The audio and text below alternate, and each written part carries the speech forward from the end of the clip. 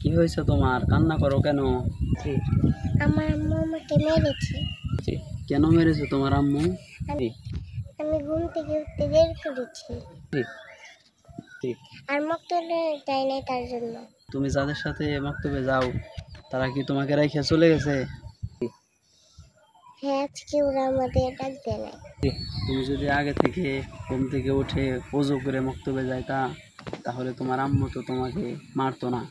তাহলে তুমি আজকের পর থেকে প্রতিদিন যখন মসজিদে ডাকে তখন দ্রুত ঘুম থেকে উঠবা, তারপর ওযু করবা, তারপরে কায়দা হাতে নিয়ে মসজিদের দিকে রওনা হবা।